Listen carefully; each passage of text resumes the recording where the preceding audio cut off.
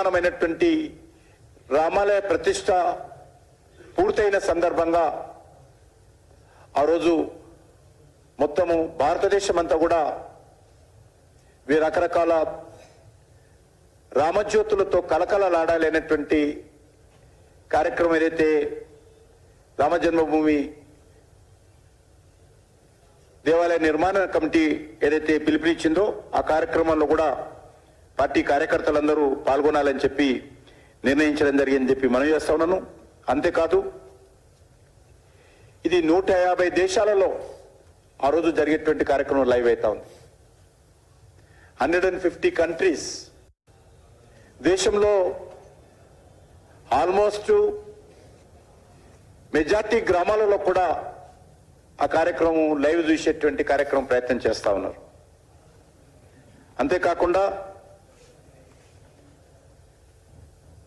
ఈ యొక్క అయోధ్య రామ మందిర ప్రాణ ప్రతిష్ఠ కార్యక్రమము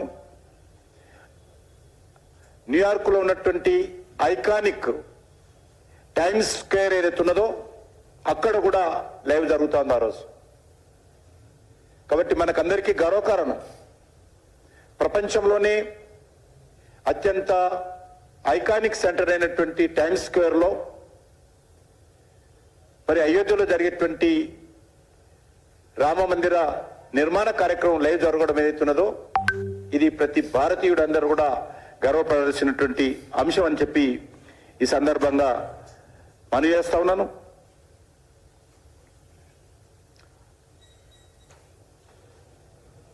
ఈ కార్యక్రమంలో ప్రతి హిందువు పాల్గొనాలి.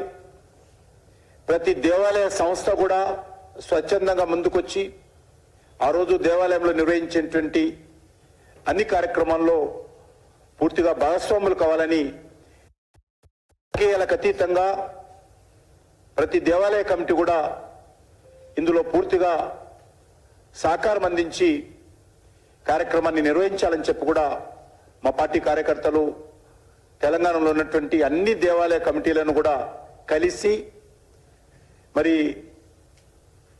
వాళ్ళతో మాట్లాడి వాళ్ళను కూడా భాగస్వాములు చేయించేటువంటి కార్యక్రమం చేస్తా ఉన్నాం. చాలా సంతోషం. అనేక రకాలుగా స్వచ్ఛంద సంస్థలు, వివిధ దేవాలయాలు, వివిధ మరి అనేక రకాల కుల సంఘాలు అన్ని కూడా కొన్ని వేలాది కార్యక్రమాలు విడివిడిగా తీసుకు అన్ని కుల సంఘాలు కూడా ఇందులో పాల్గొంటున్నాయి.